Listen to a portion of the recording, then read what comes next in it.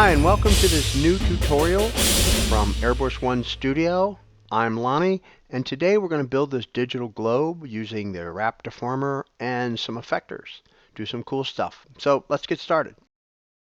I'm here in a new document, and the only thing I have in here is this one material with the globe texture, this world map ping.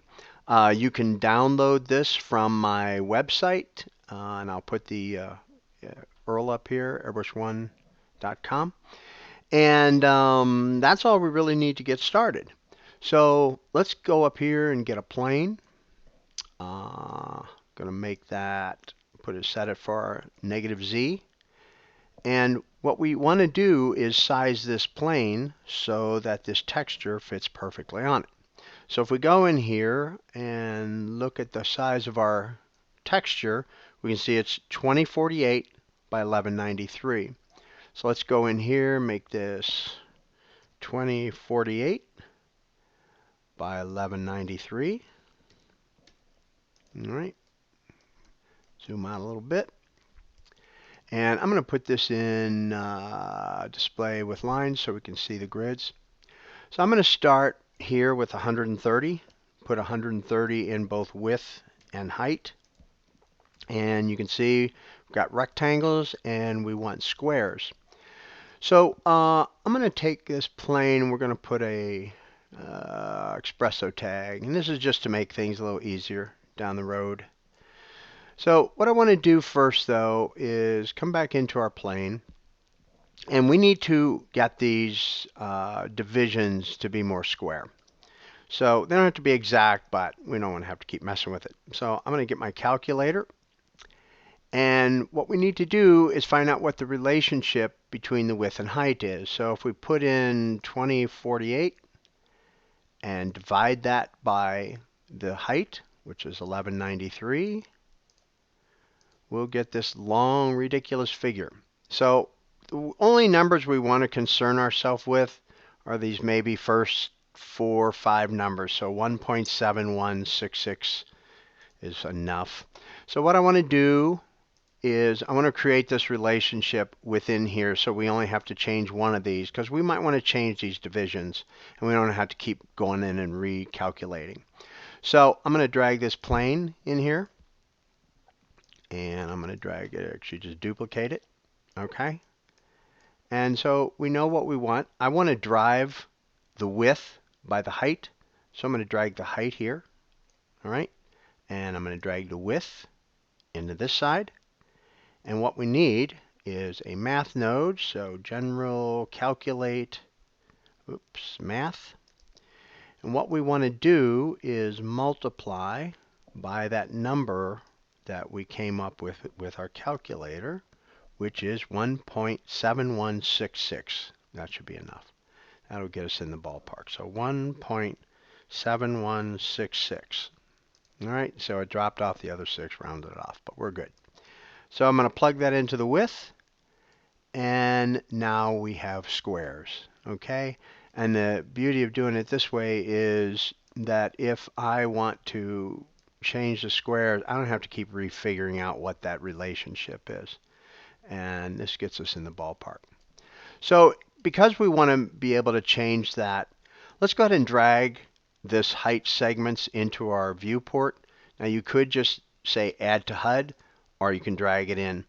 Now one thing I want to do is, right now it's set to display, or active object rather, and if you click away it disappears. Well, that's no good. So we want to reselect this, right click, and say show always. That way when you click off that plane, this remains.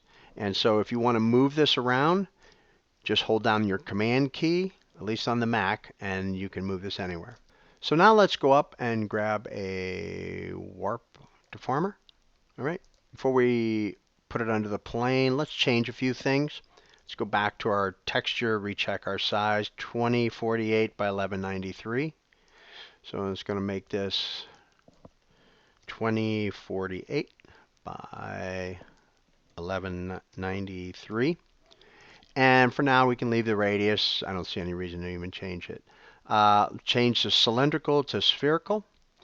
And we don't want it to start midway. we want it to start from 0 and go to 360. Okay? And so with those settings the way they are, let's throw that under there. And I'm going to turn off these sections for now. Okay, so we're close. And if we go in here and we change our latitude start to -90, oops, to -90, and our latitude end to 90, we will have the complete sphere. So I want to be able to rotate this globe, and right now you can see we've got some really weird stuff going on. There's no way to really rotate this. So what I'm going to do is click away, and let's go up here and get a null object. All right, and double check. Everything's at the center. And so if we take our plane and we put it under the null object, all right, now I'm going to just double check. Yep, that's all zeros. And if we go back into our wrap deformer and check our radius, that's going to give us a clue as to how far we need to move our plane. So we've got a radius of 200. And if you remember your geometry, as I have to kind of constantly remind myself, the radius is half the diameter. So that figure is going to be what we need. But we're going to have to go in negative. So we're going to go -200. All right. And it looks like we haven't changed anything, but it's just what we need, because if I grab the null and now rotate on H, we have a rotating globe. Let's rename this to rotate globe. All right, and we could even put a protection tag on that so that it only rotates in H. So if we go back into our protection tag and unclick H, that's the only way the globe will move. You can't move it, right or left, and you can't move any of the other rotation, just H. And that's what we want. So right now, we just have a ball, but let's see what we can do with that. I'm sure some of you have messed around with this wrap deformer. Okay, so pretty cool. So now we can see that our Earth will wrap around, or our land formations will wrap around this sphere. All right, that's what we want. So we probably want to play around with this tension too. So let's drag that in, and I'm going to say show always.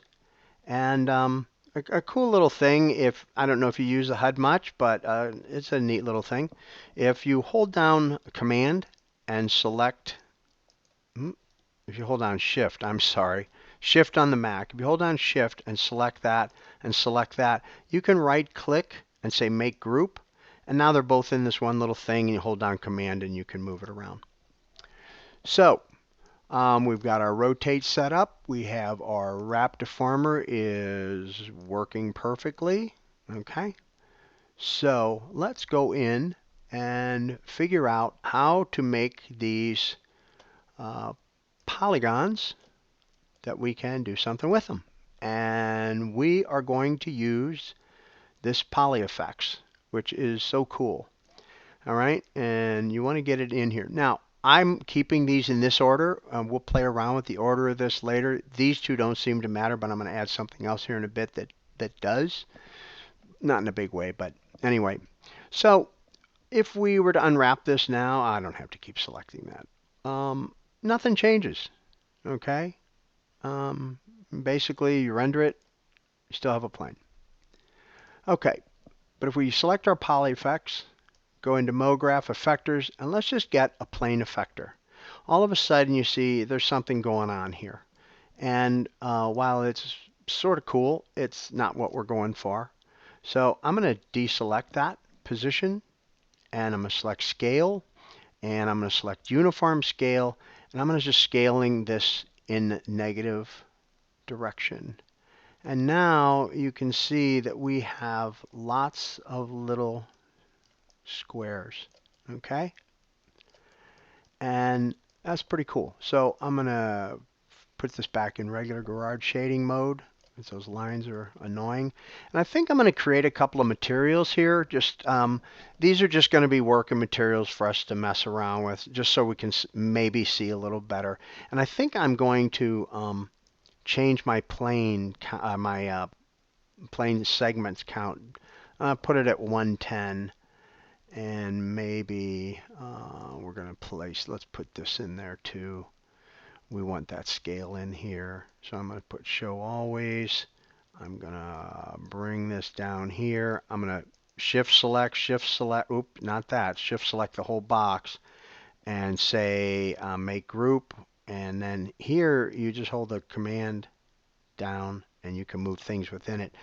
And I'm going to increase the size of these just a bit. This is still hard to see probably. Well, let's create these materials. Maybe it'll help. So let's make one of them white, and we're going to put that on here on the plane. And we're going to make this one just blue for now. All right, that should be dark enough. And I'm going to stick it on there. And so what we want to do is let's make the blue the inside. So I'm going to select that blue texture tag and say back. All right, and then I'm going to select this one and say front. Oop, I don't think I chose, yeah, I didn't get back. Okay, so now we've got, if we go through here, you see that the back of these polygons are blue, or the inside is blue, the back, and the outside, the front, is white. And if we do our little tension thing, you see that you've got the blue and white. And of course, you could do anything with that. That's pretty cool. So before we go any further, I want to show you right now we're just doing the scale, and that's cool. But I want to show you, just give you some idea, like in all these tutorials, I'm showing you how to make something, but I'm also trying to show you how to use stuff to make whatever you want, really, and to do cool stuff. And believe me, I haven't explored this nearly as much as one could. So, but I want to show you this. It's so cool. In the plane effector, we go into the fall off, and let's just make it a it could be any of these, and I would say play around with all these because it's pretty cool stuff. So I want to make a torus, all right? And I did mess around with this already, and so I'm going to make this 50 on the size, 50 in Z, and then I'm just going to scale this up till we get out. Okay, so I'm going to go up here to the filter and turn on deformer so we can see it. Yeah, it's crazy big. But there, look at that. How cool is that, you know? And so you move this thing up and down, and all right, but there's so much more. All right, and I'm just going to play with this for a second. Let's turn position back on. Well, that actually is kind of cool too. I mean, wow, look at that. Okay, but let's turn Y off. And one cool thing about most of these objects and the deformers and that is if you use Z, it doesn't push it backwards. It pushes it out from the center. And that is awesome. Okay, and so you can play around with this. And let's say that my fall off is greater. Okay, 100% fall off. Okay, so now it's much smoother. And you could go back in here and you could increase the size. Okay, and then you can move this up and down. Oh, let me back out. Look at these effects. I mean, my God, that's like incredible. Okay. And also something I wanted to show you is this weight parameter is really cool too. You can use it kind of the way you use the strength effector. No, but it's a different effect. You see the strength effector is changing it. I think it's changing it differently. Let me go back to the fall off. Yeah, it is. Yeah, the weight effector. The weight effector is actually changing how the fall off is affecting this effector, or affecting the plane. You see at the upper and the lower part of that, those polygons are going in. It's still retaining its shape. But if I keep that and go back to the effector, those polygons at the top aren't just collapsing. It's collapsing completely. Very cool. Anyway, you get the idea. I'm going to put this back to infinite. Okay, now we've got a huge cube, or huge sphere. And I want to go back into my parameters, and I'm going to deselect that. So I just wanted to show you that because there's so many cool things you can do with this beyond just making a globe, or things you can do with the globe. I'm going to show you one other thing real quick, and I didn't do this on the intro video I did, but it might be something you want to mess around with. One thing I will caution you though is I am going to take these segments down to about 90 for now. That may be too many. I just about crashed my computer playing around with this because it went a little lopsided on me. But go into the effectors, and I'm sorry, not in the effector, into Mograph, and we're going to go down and get the Mo extrude, and I'm going to drag it down here, and bow, look at that. We now have three-dimensional cubes, okay, or whatever you want to call them.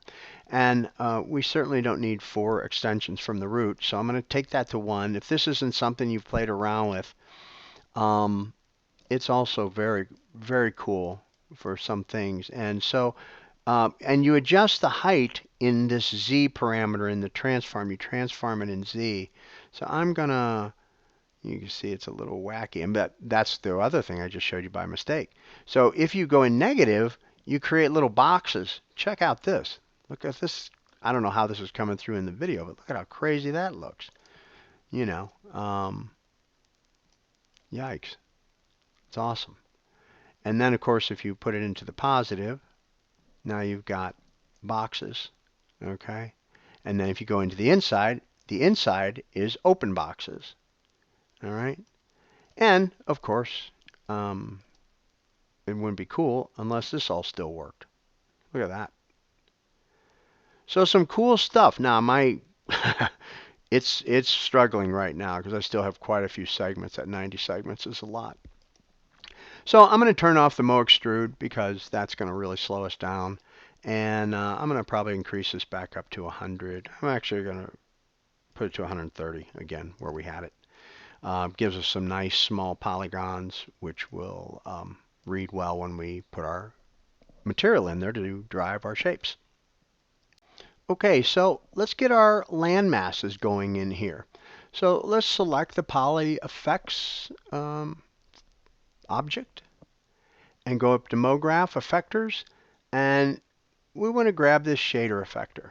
Right away you see that our polygons look to have disappeared, at least the separation between them, and that's because this is set to by default to scale, so it's scaled up. But we're gonna keep that scale on, and we're gonna scale this down just a bit. Okay, and that's okay for now. Okay. All right. So what we want to do is we want to use the shading of the shader effector to drive and create these land masses. All right. So because I have already loaded this texture into this file, if you click on this arrow and you go to bitmaps, the world map ping is going to be right there. So we put that in, and amazingly, nothing has happened. Make sure that it's in here. Oops. Okay. And that's because I didn't have it set down low enough. Okay. So I'm leaving the plane effector on because it's helping to give us the separation in these land masses. Like if I turn that off, you can see it gets very chunky in the land masses. Now we're only affecting the white areas with the shader effector. Okay, so let's put that on, and already, you know, we've got a pretty cool thing. Okay. But I want to show you, now for this example, it's working just fine, I think, to put this texture right into the custom shader of the shader effector. All right, it looks good. You know, I don't really notice much of a problem. But If you find yourself using the shader effector a lot, and I urge you to because it is so awesome, you're going to want a more efficient way of mapping this texture to this object. Okay? And there is a better way. And so what I want to do is I'm going to create another plane. All right? And I'm going to do again the -z. And I could have just copied the one we have. And let's go back. I think it's 2048 by 1193. So let's make this 2048 by 1193. And okay, you don't have to worry about the subdivisions for this step. Okay, as a matter of fact, you can just bring this out here if you want to. Okay, it doesn't matter where the position of this is. And what we want to do, and there's other advantages to this other than exact mapping, and one of them is to be able to see how this is going to map on our sphere. So one thing I want to do first is clear this up. It's kind of chunky in that. Let's go into the editor tab of that texture, okay, of the material, not the texture, of the material. And under texture preview size default, I'm going to put that to 1024 should be enough. Now we got it much sharper and we can see what we have. Now we know exactly how this texture maps onto this plane. So if we wanted to move it up and down, we can do that. Say maybe we want it that way or whatever. And that's one of the big advantages of what I'm going to show you is you can see how something is going to map onto that plane. With the shader effector, the way it's set up now, you can't. You just have to basically take what it gets. And there is mapping here. But to try to fiddle with this looking at what you've got, it just is a nightmare. So anyway, let's go into our material. And we have our texture of the world map loaded into the color channel. So let's go back into our shader effector. And in this drop down, you've got every channel within that texture. We're going to choose the color channel. And right away, you can see our globe has disappeared. All right. Not the globe, but the texture, the continents.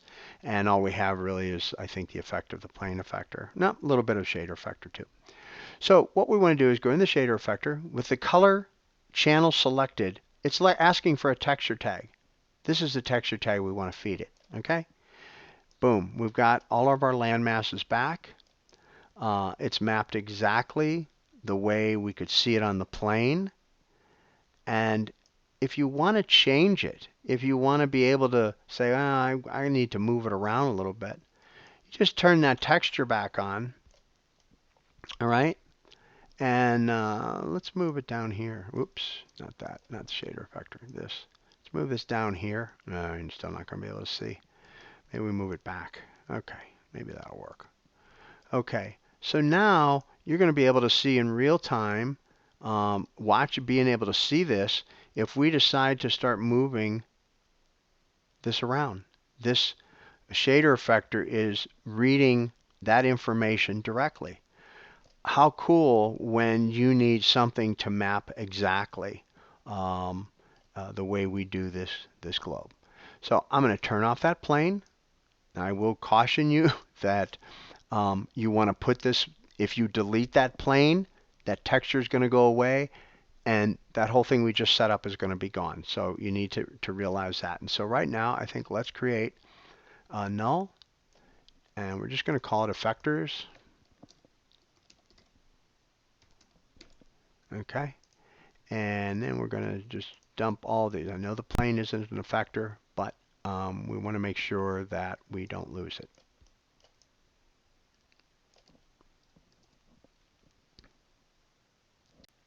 Okay, so now that we have our texture set up, and I will tell you this, it doesn't look, I don't want you to think that because we set up this way, that what I'm going to do next is the only way you can do this. You can add layers. In other words, we go back to the custom shader and you go in here. You can layer this just like any other texture. Okay. And so you can add channels to it and what have you. We're going to go back to the color shader And see, there really was no change between those two. And for a lot of things, that's how it's going to be. Okay, there won't be a change between loading into the custom shader using a texture. But I have found that this is so exact and has really made a difference in certain projects. Okay, let's move on and see what we can do with this. So let's go ahead and add a layer into our material, the map channel here in the color. And first I want to just add a color. And right now you see it disappears. Okay. And if I back off, now I have to stop because it's not going to do it in real time. But you can see those land masses coming back. Okay. And that's because we are filtering out the black, which is creating the land masses. So that's cool. Or we can turn this to black. All right, which is what I liked. And then you can get this almost back to a solid globe. Okay, back to just the plane effector, its effect on this. And so as we go through here, you can see it reduces that down. I hope this is coming through in the recording. But already that's looking pretty cool.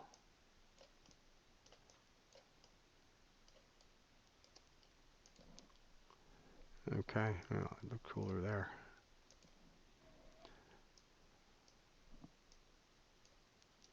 Okay, so that's fine. Okay, so it's nice. We know we can animate these shapes on just the way I did in the intro video. But let's turn that off and let's add a noise effector or noise shader. I'm sorry, and go into here and let's choose cellular. All right, and all of a sudden now we got some kind of a cool thing happening. Okay, got this going on, and you can change this noise randomness. You can get some kind of cool effect going on there. Let's change that back to 665. And what I want to do is go in here and change this to about 97. All right, because I only want sporadic ones. Okay, and right now they're kind of big. So I'm going to take the global scale down to, let's try 10. Okay, well that actually works pretty cool. That looks good. So now we've got these splotches basically all over. And if we change this to add, okay, now we've got them just on the continents. Okay, and if we go in here and let's give it an animation speed of 7, might be too fast, and I hit play, you can see that they begin to move around. Very digital, cool looking. All right. But I want to affect these also. So let's bring this, let's turn it back on. Let's bring this up, maybe around there. All right. And bring this down a little bit. Maybe. Okay. And so now we should be affecting these let's see, yep. Yeah, and you can start to see these getting a little bit smaller. And if we go into our plane effector, although I think I already did this here, yeah, make this even smaller. All right. And then go into our shader effector and maybe make that a little bit, nope, nope, nope. We want to make it smaller there and then the plane effector bigger. Yeah. A little bit of a dance. There we go. And so now we're affecting even outside the continents. Okay. So that's pretty cool. And of course, all of this, oops, I put this here. All of this still works when it's opened up. And now I can't see my control. So I did want to show you one last thing. Maybe you don't want squares. Okay. We're going to try this. Hopefully it doesn't crash. I don't know. It's set pretty. Let's do it. All right. So I'm going to take this subdivision surface. I'm going to take this down a little bit. take it down to 1 just to throw this in there. And then we get some pretty cool circular look to the globe if the squares aren't what you want. And you could always, they look pretty good. Of course, up close they don't. But if I give it one more, then you see that makes a nice circle oval. And of course, I wouldn't do this like this. I would put this in my renderer and just take this down to 0 or 1 so I could see it. But anyway, I wanted to show you that, and I'm going to turn that off a second. And I did want to show you one last thing. I told you about the order of these, and if I change this order, it doesn't really do anything. Not really. But let's take this back down to 100. And oh, see, this is where it starts to get crazy. So take this down to 90. I had a little technical difficulty. It just shot up to 1,000. Okay, so if I take that down to 90, and I'm going to activate the Mo Extrude. Okay, so we've got our cubes back. We've got our land formations, all that stuff. And that's kind of wild looking. And of course, my computer is slowing down a bit. I'm going to take this down to 50. Okay, and it doesn't look as great, but we've got our cubes and everything. But what I was saying before about the layer order of this, if you take the Mo Extrude and you put it above the wrap, now all of a sudden these boxes are broken into pieces. And that in and of itself is pretty cool. So there's so much you can do with these effectors and this Mograph, and I find myself using Mograph in just about everything I do, it seems. Anyway, okay. So actually that is really about it. I would urge you to go in and play around with some of these effectors. What else you can do like we had done before. Let's see, let's turn that off, and let me just show you one more thing. If we take the poly effects and we go up to Mograph effector and get a random effector, you can already see, like, wow, you can, like, this is kind of how I did that intro where it went from the plane to the, and all those polygons were flying out. But I think I just did it with in Z space so that these all came out in one direction and in towards the center. I mean, look at, oh my God, that is so cool. Okay, and then you just use this to bring it back in. So that's about it. Hope you enjoyed this tutorial. A little quicker, I think, than normal. I was kind of glad about that, and learned some cool stuff with the shader effector. And until next time, stay well and stay safe, and we'll see you soon. Bye.